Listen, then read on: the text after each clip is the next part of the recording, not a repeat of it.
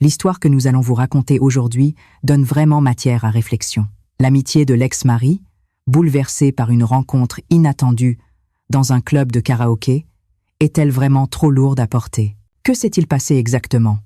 Voici l'histoire de Sophie, 41 ans. Avant de commencer, un petit j'aime et un abonnement nous donneraient beaucoup de force pour continuer. Je m'appelle Sophie. J'ai 41 ans. J'étais une employée de bureau tout à fait ordinaire. Puis, à 30 ans, j'ai rencontré mon mari, Marc. C'était lors d'un rendez-vous arrangé par une amie. C'était un homme beau et élégant, toujours en costume de marque, avec une montre coûteuse.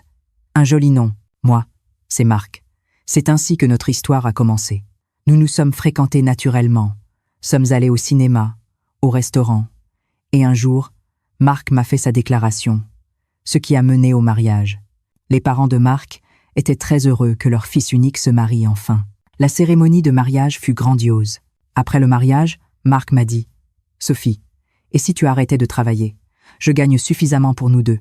Tu devrais te reposer à la maison. Ce serait trop difficile de gérer la maison et le travail en même temps. Pourtant, j'aimais mon travail. Je voyage beaucoup pour le travail, tu sais. Si nous quittons tous les deux la maison, ce n'est pas possible. Et qui s'occupera des enfants si nous en avons? » J'ai réfléchi, mais je me suis dit que Marc avait raison. Finalement, j'ai quitté mon emploi. Les premières années ont été agréables.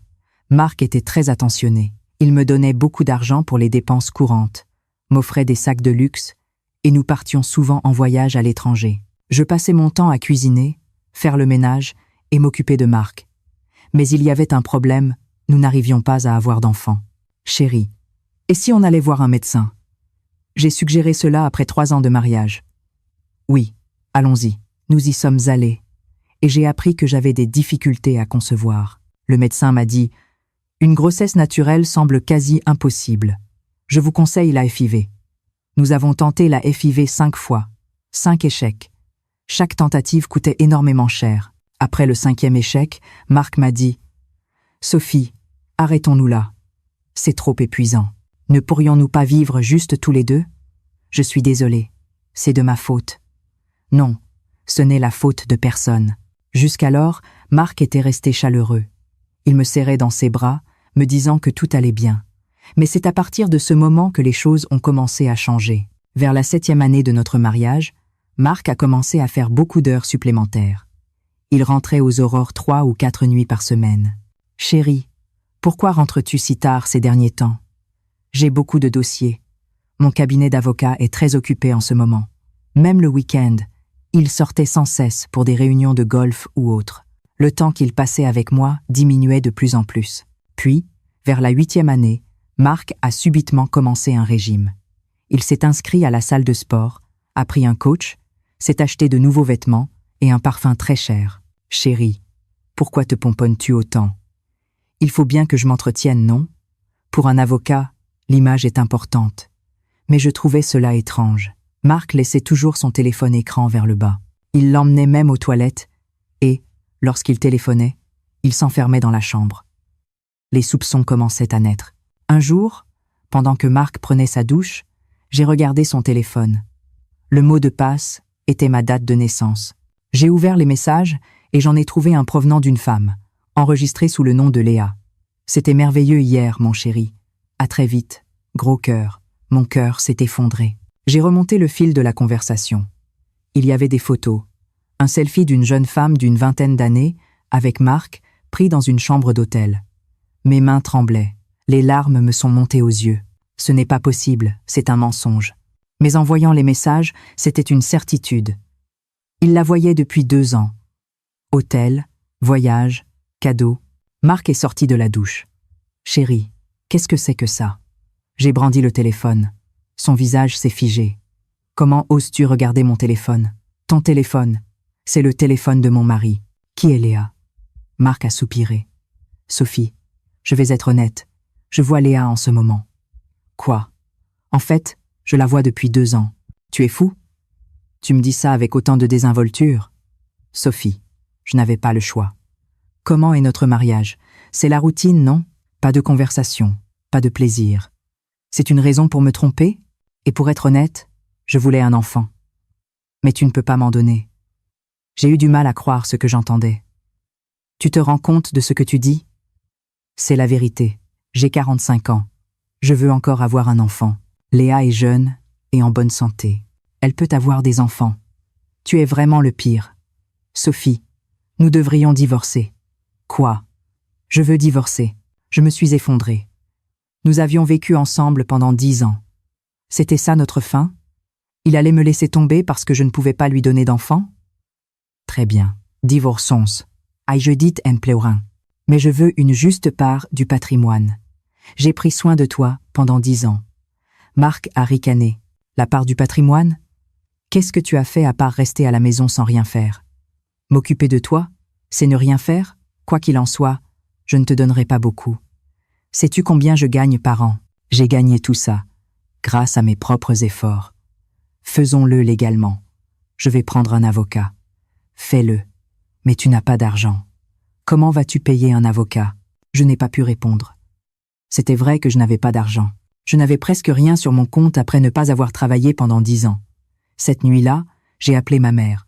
Maman, Marc me trompe et je veux divorcer. Quoi? C'est idiot? Maman, que dois-je faire? Je n'ai même pas d'argent pour payer un avocat. Ma mère est restée silencieuse un moment. Je n'ai pas d'argent non plus, chérie. Ton frère a fait faillite. Et j'ai tout utilisé pour l'aider à payer ses dettes. Je suis désolée. Ce n'est rien, maman. Je voulais juste me plaindre un peu. J'étais seule. Je n'avais personne vers qui me tourner. Dès le lendemain, Marc a quasiment arrêté de rentrer à la maison.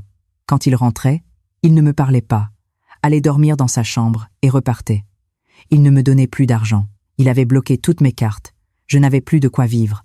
J'ai contacté des amis pour leur demander de l'argent, mais tous ont refusé, prétextant des difficultés. J'étais désespérée. Je devais engager une procédure de divorce, mais je n'avais pas de quoi payer un avocat, ni de quoi vivre. C'est là que j'ai eu une idée soudaine, l'aide juridictionnelle. J'avais entendu dire qu'on pouvait y obtenir un avocat gratuit. Je me suis rendue à l'aide juridictionnelle. J'ai eu un entretien. Mon mari a eu une liaison et demande le divorce. Je veux une part du patrimoine, mais il refuse. L'avocat conseil a dit « Si l'infidélité est prouvée, vous pouvez obtenir une part du patrimoine et des dommages et intérêts. Avez-vous des preuves? » Oui, j'ai fait des captures d'écran de ces messages WhatsApp. Parfait. Nous allons lancer la procédure. J'ai commencé la procédure de divorce. Nous nous sommes battus pendant 6 mois. Au tribunal, Marc a continué de mentir. Léa n'est qu'une collègue. Sophie a mal interprété les choses. Mais les preuves étaient solides des reçus d'hôtel, les messages WhatsApp. Finalement, le juge a rendu son verdict. La demande de la plaignante est partiellement acceptée. J'ai cru que j'avais gagné, mais Marc, fin connaisseur du droit, a fait appel. Il refusait de payer. Nous nous sommes battus 6 mois de plus. Il a fallu 2 ans pour que le divorce soit finalement prononcé. Le partage du patrimoine a été réglé. Les dommages et intérêts s'élevaient à 30 000 €. J'ai reçu un total de 80 000 €. Marc, fin connaisseur de la loi, avait depuis longtemps caché une partie de ses biens. Cependant, j'avais dépensé 30 000 € en frais d'avocat et 30 000 € en dépenses courantes pendant ces 2 ans. Il me restait 20 000 €. J'ai loué un petit studio en périphérie. J'avais 41 ans. J'étais de retour dans le monde du travail après 12 ans d'absence. J'ai commencé à chercher un emploi. J'ai postulé pour des postes administratifs, de service, n'importe quelle entreprise. Mais tous étaient des refus. Qui embaucherait une femme de 41 ans avec 12 ans de trous dans son CV? J'ai postulé à plus de 20 entreprises en 1 mois, toutes des refus. Mon argent s'épuisait. Je dépensais 2 000 € par mois pour vivre. J'étais vraiment désespérée. Fallait-il que j'aille même faire la plonge? Mais même les petits boulots me rejetaient, me trouvant trop âgée. Un jour, dans un café de mon quartier, j'ai rencontré Nathalie, une ancienne camarade de lycée. « Sophie, c'est bien toi? Oh, ça fait tellement longtemps. » Nathalie, oui, ça fait un bail. Nous nous sommes assises, avons bu un café et avons échangé les nouvelles. J'ai divorcé l'année dernière. Mon mari me trompait. Moi aussi, j'ai divorcé en début d'année. C'est fou, on est pareil. Effectivement. Et que fais-tu en ce moment? Je travaille. Il faut bien gagner ma vie. Quel genre de travail? Nathalie a regardé autour d'elle, puis a dit à voix basse « Dans un club de karaoké. » Un club de karaoké? Oui. comme accompagnatrice. Tu devrais essayer aussi. Accompagnatrice? Ce n'est pas. Sophie, c'est mieux que ce que tu penses. C'est 50 € de l'heure. 50 €. J'étais stupéfaite. Oui, 6 heures de travail par jour font 300 €, soit 9 000 € par mois. 9 000 €. C'était une somme énorme. Mais qu'est-ce qu'une accompagnatrice fait, exactement? Tu t'assois à côté des clients, tu leur sers à boire, tu chantes avec eux et tu discutes. Notre établissement est haut de gamme, tu sais. Les clients sont tous des gens fortunés. J'ai hésité. Être accompagnatrice dans un club de karaoké. Mais j'avais désespérément besoin d'argent. Je vais essayer. Génial. Alors suis-moi demain soir. Je vais te présenter au patron. Le lendemain, à 20 h, j'ai suivi Nathalie au club. C'était un salon de karaoké VIP. L'enseigne indiquait Luxury Lounge. À l'intérieur, c'était plus luxueux que ce que j'imaginais. Le hall était spacieux, la décoration somptueuse. La patronne était une femme d'une quarantaine d'années, grande, très maquillée. « Ah, Sophie, vous êtes là? Nathalie m'a parlé de vous. Asseyez-vous. » « Bonjour, Sophie. Ce n'est pas un karaoké ordinaire. Nos clients sont tous des hommes d'affaires fortunés. Nos accompagnatrices doivent donc avoir de la prestance. Compris? Oui. Vos tenues sont dans le vestiaire. Choisissez ce qui vous plaît. Ce sont des vêtements de marque. Maquillez-vous beaucoup. Nos clients aiment le luxe. D'accord. Et quelques règles importantes. Premièrement, ne quittez jamais la salle, même si le client vous offre de l'argent pour le faire. Deuxièmement, vous devez tolérer un certain niveau de contact physique. Troisièmement, si vous vomissez à cause de l'alcool, c'est une amende. Compris? Oui, j'ai compris. Très bien. Commencez aujourd'hui. Nathalie vous guidera. Je suis entrée dans le vestiaire. Des robes de soirée étaient accrochées dans l'armoire. Quand je les ai essayées, elles m'allaient parfaitement. Elles étaient très décolletées, le dos nu et la jupe courte. Mais comme c'était du luxe, le tissu était de très bonne qualité. Je me suis assise devant la coiffeuse pour refaire mon maquillage. J'ai mis du rouge à lèvres foncé et de l'ombre à paupières prononcées. En me regardant dans le miroir, je voyais une inconnue. Nathalie est entrée. « Waouh, Sophie, tu es magnifique. Tu as toujours été belle. Les clients vont t'adorer. » « Merci. Mais ce n'est pas un peu trop exposé? C'est encore léger. C'est ta première soirée. Je vais t'accompagner. » Nous sommes entrés dans la salle numéro 7. 2 hommes d'une cinquantaine d'années étaient assis. Ils portaient des costumes chers. « Bienvenue. Oh, une nouvelle. Quel est ton nom? »« Sophie. Et ton âge? »« 41 ans. »« Oh, tu es plus jeune que moi. J'ai 52 ans. Assieds-toi confortablement. » C'est ainsi que ma première soirée a commencé. Au début, j'étais très mal à l'aise. M'asseoir si près d'un homme était étrange. Quand un client me prenait la main, je ne savais pas quoi faire. Pendant que le client chantait, je tapais du tambourin et j'applaudissais. Je lui servais à boire. « Sophie, bois un coup avec moi. »« Oui, d'accord. » J'ai pris le verre et j'ai bu. Ma gorge me brûlait. « Sophie, tu tiens bien l'alcool. J'aime les femmes qui boivent bien. » J'ai bu énormément d'alcool pendant 3 heures. Le client ne cessait de me resservir. J'avais un peu mal au ventre, mais j'ai tenu bon. Lorsque le client est parti régler, il m'a glissé quelque chose dans la main. 3 billets de 100 €. « Sophie, à la prochaine. Si je reviens, je te demanderai. » Merci. Cette nuit-là, j'ai travaillé 6 heures, de 10 à 9 heures à 1 heure du matin. J'ai reçu 300 € de base et 300 € de pourboire. Un total de 600 €. Jamais de ma vie je n'avais gagné de l'argent aussi facilement. « Nathalie, tu gagnes vraiment ça tous les jours? » « Oui. Et le week-end, on gagne plus. Parfois 1 000 €. C'est incroyable, n'est-ce pas? J'ai économisé 20 000 € en 3 mois. J'étais convaincue. C'était la solution. Je pourrais économiser de l'argent rapidement. À partir de ce jour, j'ai travaillé tous les soirs au club, 6 jours par semaine. Au début, c'était gênant, mais je m'y suis habituée. Au bout d'un mois, j'avais des clients réguliers. J'en avais 4 ou 5 qui m'appréciaient. Ils venaient me voir 1 ou 2 fois par semaine.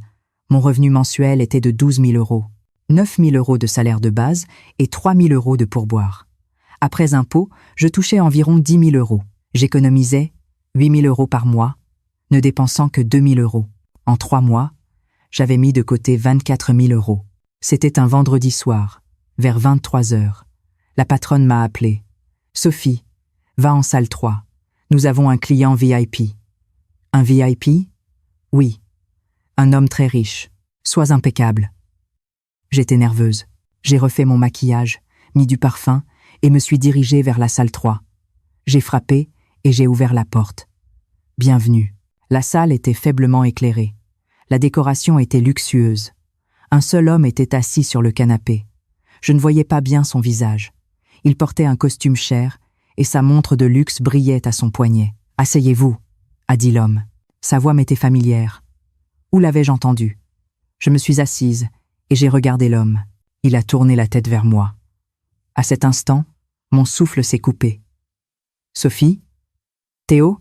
Mon Dieu, c'était Théo. L'ancien camarade de fac de mon ex-mari et son ami depuis plus de 20 ans. Celui qui était à notre mariage. Celui avec qui nous mangions souvent lors de nos anniversaires. Il était assis en face de moi. Comment est-ce possible? Des sueurs froides me couvraient. Il ne fallait surtout pas qu'il le sache. S'il en parlait à mon ex-mari, Marc se moquerait de moi. Divorcée et devenue accompagnatrice dans un club. Théo était complètement figé. Son visage était livide. « Sophie, qu'est-ce que vous faites ici ?» Théo s'est levé, paniqué. C'est à ce moment-là que mon regard s'est posé sur sa silhouette. Il a suivi mon regard et a compris ce que j'avais vu. Il est devenu rouge. « Sophie, calmez-vous. Asseyez-vous d'abord, » a dit Théo, la voix embarrassée. Je me suis assise aussi. Mes jambes tremblaient. J'ai rapidement détourné le regard. « Théo, est-ce que vous allez en parler à Marc ?» ai-je demandé d'une voix tremblante. « Non, je ne dirai rien. Moi aussi, ma présence ici est un secret. » J'ai été un peu soulagée par sa réponse. Mais mon cœur battait toujours la chamade. Je ne savais pas que Sophie travaillait ici. Est-ce que Marc le sait? Non. Il ne faut absolument pas qu'il le sache. Théo, vous ne devez le dire à personne. Ne vous inquiétez pas, je ne dirai rien. Mais Sophie, pourquoi travaillez-vous ici? Avez-vous divorcé de Marc? J'ai hésité un moment, puis j'ai tout avoué. Oui, j'ai divorcé en début d'année. Marc m'a trompé. Quoi? Théo avait l'air choqué. Marc a eu une liaison pendant 2 ans. Il m'a demandé de divorcer. Il voulait des enfants. En fait, je ne pouvais pas en avoir. Incroyable. Mon ami a fait ça? Je ne le savais pas. Marc est vraiment... Théo s'est mis en colère. Alors j'ai divorcé. J'ai reçu une part du patrimoine et je vis seule dans un appartement. Mais je n'ai pas pu trouver de travail. J'avais besoin d'argent. C'est pour ça que j'ai commencé ici. Sophie, vous avez dû traverser beaucoup d'épreuves. Marc, cet idiot. Je devrais lui dire un mot. Non, laissez tomber. C'est du passé. Maintenant, je vis ma propre vie. Théo a soupiré. Et vous, Théo, pourquoi venez-vous dans un endroit pareil? Vous êtes marié, non? Théo est resté silencieux pendant un long moment. Puis il a poussé un profond soupir. Moi aussi j'ai mes problèmes, Sophie. Qu'est-ce qui ne va pas? J'ai aussi divorcé, il y a 3 ans. Quoi? Vraiment? J'étais surprise. Je n'avais jamais entendu parler du divorce de Théo. Oui, mais je n'en ai parlé à personne. Ni à mes collègues, ni à Marc. Je fais semblant d'être encore mariée pour préserver mon image. Pourquoi avez-vous divorcé? Ma femme m'a trompée. Je l'ai surprise à l'hôtel avec un de mes anciens collègues de fac. Mon Dieu, Théo, ça a dû être très douloureux. Oui, très. Cela fait 3 ans, mais la blessure n'est toujours pas guérie. Alors je suis seule. C'est ça, la solitude. Quand on vit seul, la voix de Théo était empreinte de mélancolie. Moi aussi, je suis seule, ai-je murmuré. Depuis mon divorce avec Marc, je suis tellement seule. Mes amis ont tous leur famille, ils sont occupés. J'ai l'impression d'être la seule à être seule. On est pareil, n'est-ce pas? Théo a souri tristement, tous les 2 trahis par notre conjoint, divorcés et vivant dans la solitude. Oui, j'ai souri aussi. C'était la première fois que je parlais de ça à quelqu'un. Depuis mon divorce, je n'avais jamais révélé mes vrais sentiments. À personne. Je faisais semblant d'aller bien avec mes amis. Et je mentais à ma famille en disant que tout allait bien. Sophie. Théo m'a doucement pris la main. Ce que nous nous sommes dit ce soir, cela restera notre secret. Je ne dirai rien à personne. Oui, c'est un secret. J'ai acquiescé. La main de Théo était chaude. C'était la première fois que je sentais la chaleur d'un homme depuis longtemps. Cette nuit-là, nous n'avons pas chanté. Nous avons juste discuté. Nous avons partagé nos solitudes, nos blessures, nos soucis. Le temps avait passé sans que nous nous en rendions compte. « Sophie, Marc ne sait vraiment pas que tu travailles ici. » « Non, il ne sait pas. Nous ne nous parlons plus. Je ne l'ai pas revu depuis que le divorce a été prononcé. Si Marc le savait, ce serait la catastrophe. Il tient beaucoup à son image. Il aurait honte que son ex-femme soit accompagnatrice dans un club. Alors, s'il te plaît, Théo, ne dis rien à personne. Ne t'inquiète pas. Pourquoi le ferais-je? Je suis ici en secret, moi aussi. Théo a souri. Ce sourire m'a touché d'une étrange façon. Je dois partir maintenant. Théo a regardé sa montre et s'est levé. Merci beaucoup pour ce soir, Sophie. Cela faisait longtemps que je n'avais pas parlé aussi librement. Pendant 3 ans, je n'ai pu exprimer mes vrais sentiments à personne. Moi aussi, j'ai dit en me levant. Écoutez, votre histoire m'a aussi apaisé. Théo s'est arrêté devant la porte. Sophie, puis-je revenir la semaine prochaine? Mon cœur s'est emballé. Juste pour parler. J'aime discuter avec vous. En 3 ans de solitude, je n'ai jamais eu une conversation aussi agréable. J'ai hésité un instant, mais j'ai acquiescé. Oui, très bien. Théo a souri largement et est parti. La porte s'est refermée. J'étais seule. Mon cœur battait étrangement. Qu'est-ce que c'était? Pourquoi cette réaction? Et dans ma main, j'avais 1 000 €, le pourboire de Théo. 1 semaine plus tard, le vendredi, Théo est revenu. Il m'a demandé « Encore ?» en salle 3. « Sophie, allez en salle 3. Vous avez un habitué », a dit la patronne en souriant. « Le client VIP ne demande que Sophie. » Je suis entrée en salle 3. Théo était déjà assis. « Vous êtes venue? Je vous ai attendu toute la semaine, Sophie. C'était long. »« Moi aussi, » ai-je répondu honnêtement. C'était la vérité. Cette nuit-là, nous avons encore discuté. De la vie quotidienne, du passé, des rêves d'avenir. Théo m'a dit qu'il avait toujours voulu être pianiste. Mais ses parents l'avaient obligé à reprendre l'entreprise familiale, alors il avait étudié le commerce. Quel était votre rêve, Sophie? Moi? J'ai toujours voulu être hôtesse de l'air. Mais quand j'ai rencontré Marc, j'ai arrêté. Pourquoi? Marc m'a dit d'arrêter. Il disait qu'il pouvait subvenir à nos besoins et que je devais me reposer à la maison. Mais avec le recul, je regrette d'avoir abandonné mon rêve. Il n'est pas trop tard. Vous pouvez recommencer. J'ai l'âge. À 41 ans, c'est difficile de recommencer. Alors, faites autre chose. Vous êtes une personne formidable, Sophie. Théo m'a regardé droit dans les yeux. Mon cœur s'est emballé. Sophie, en fait, j'ai attendu ce soir toute la semaine. J'ai beaucoup pensé à vous, a dit Théo, avec prudence.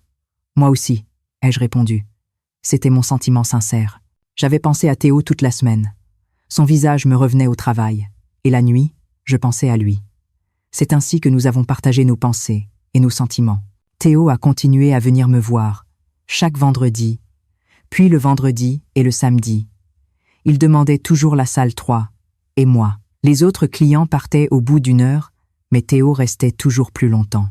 2 mois plus tard, Théo venait 2 fois par semaine. C'était un samedi soir.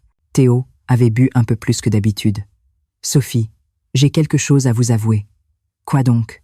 Mon cœur battait vite. « Je pense beaucoup trop à vous, même à la maison, même au bureau. Votre visage me revient. La nuit, je ne dors pas bien. Je vous aime, comme femme. C'est la première fois que je ressens quelque chose pour quelqu'un depuis 2 ans et demi. Moi aussi, l'aveu m'a échappé. Je pense beaucoup à vous aussi. Je sais que ce n'est pas bien, mais je n'arrête pas de penser à vous. J'ai envie d'entendre votre voix, de voir votre visage. » Théo m'a serré la main. « Que devrions-nous faire ?»« Marc vous a déjà trahi, Sophie. Il a divorcé. Nous n'avons rien à voir avec Marc. Même comme ça, Sophie. » Théo a porté sa main à mon visage. « Je suis sincère. J'ai des sentiments pour vous. Je sais qu'il faut s'arrêter, mais je ne peux pas. J'étais dans le même état.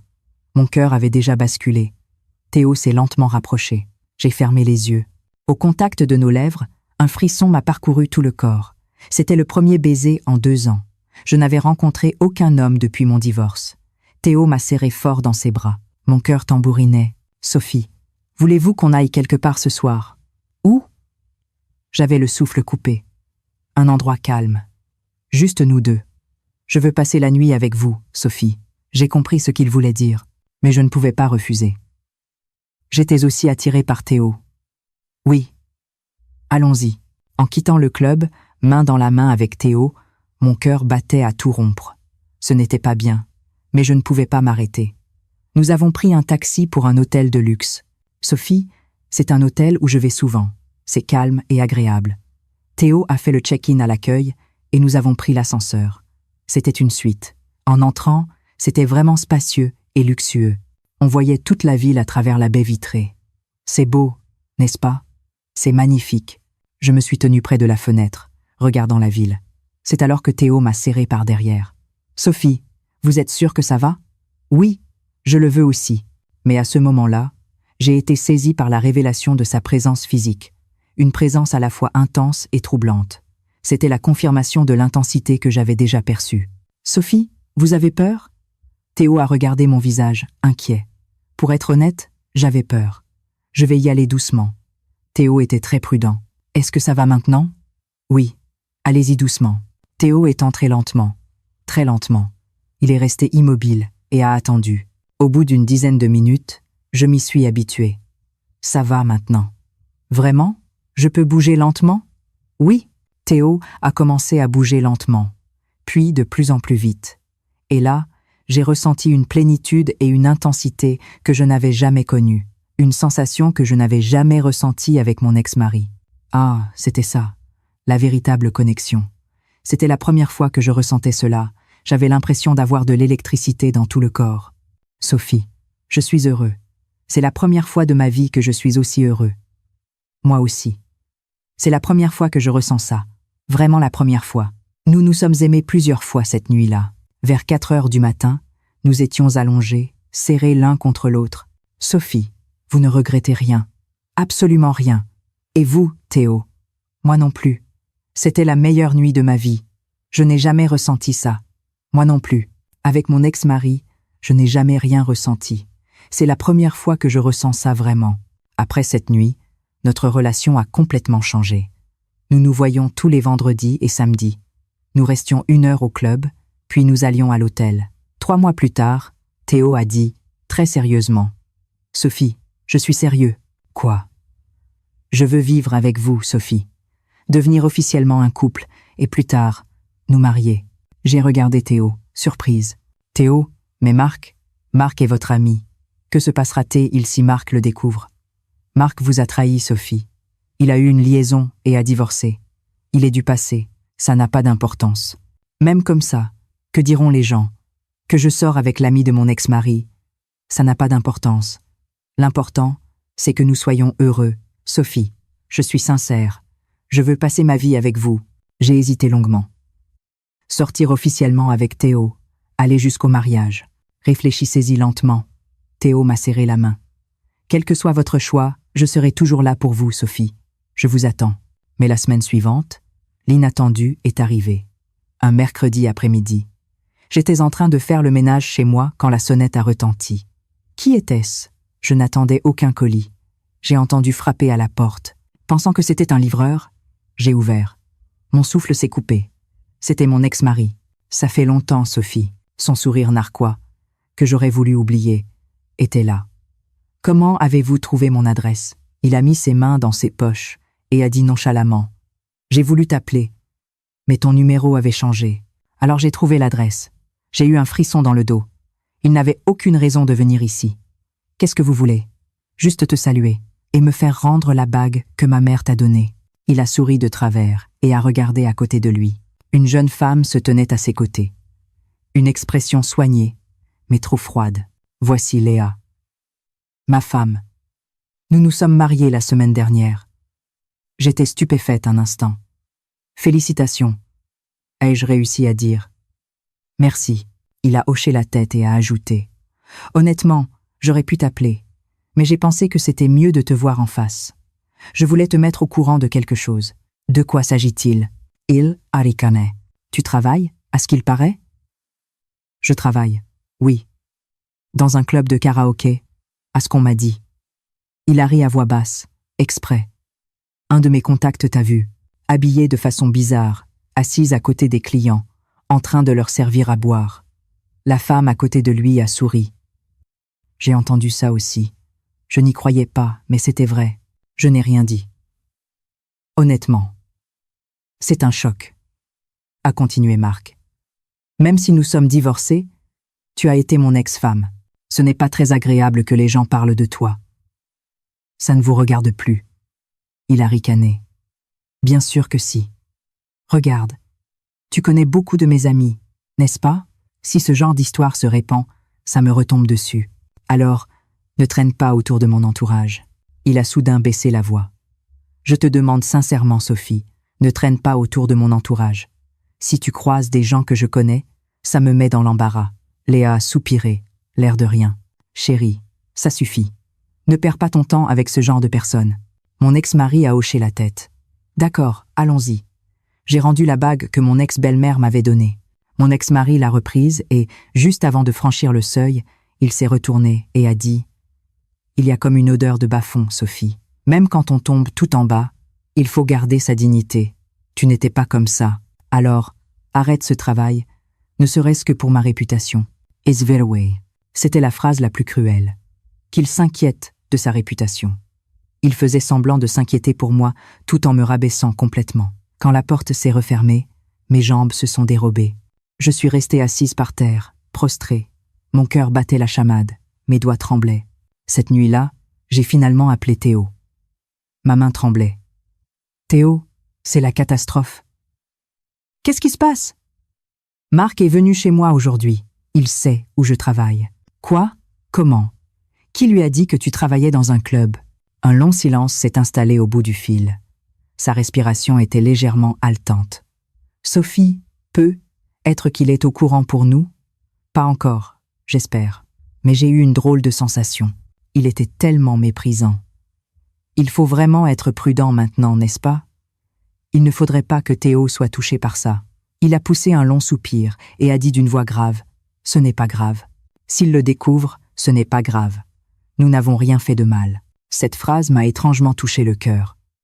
Mais ce serait mauvais pour Marc. C'est votre ami. Ce n'est plus mon ami. Et vous? Vous n'êtes plus sa femme. Cette nuit-là, j'ai pleuré longuement.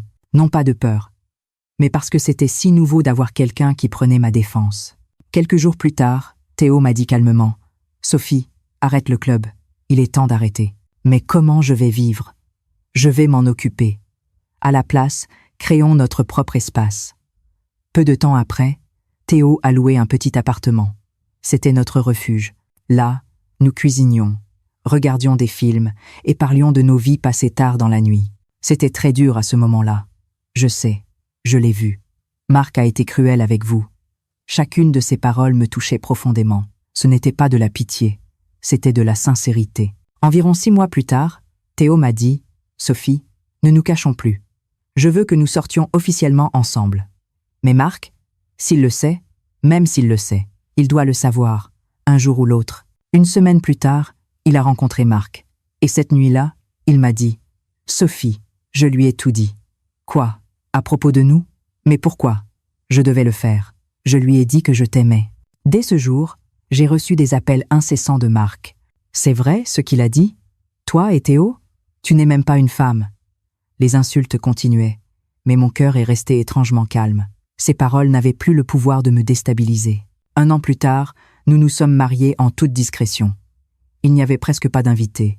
La salle était petite, mais un regard entre nous suffisait. Cette nuit-là, Théo m'a serré la main et a dit « C'est la fin, maintenant. Oublie Marc, oublie le reste du monde. » J'ai pleuré à ces mots. Ces larmes n'étaient pas de regret ou de culpabilité, mais une paix que je n'avais jamais ressentie. Aujourd'hui, je me demande encore parfois n'ai-je pas été égoïste? Mais en y repensant, je n'avais jamais été aimée comme il se doit. Mon mari m'a trompée. Mes amis m'ont ignorée tout en le sachant. Au milieu de tout cela, c'est Théo qui m'a tendu la main et m'a tiré vers le haut. En marchant le long de la Seine, Théo m'a dit « Chérie, peu importe ce que les gens disent, ne regrette rien. » Je ne regrette pas. Au contraire, je suis devenue plus forte. C'est vrai. Maintenant, vivons notre propre vie. La lumière du soleil couchant se reflétait sur le fleuve. Cette lumière colorait nos visages de rouge. J'ai compris à cet instant que personne ne vivrait ma vie à ma place, que même si l'on me critiquait ou que l'on m'ignorait, je devais choisir mon propre bonheur. Maintenant, je suis heureuse quand je me réveille le matin, parce que Théo est à mes côtés.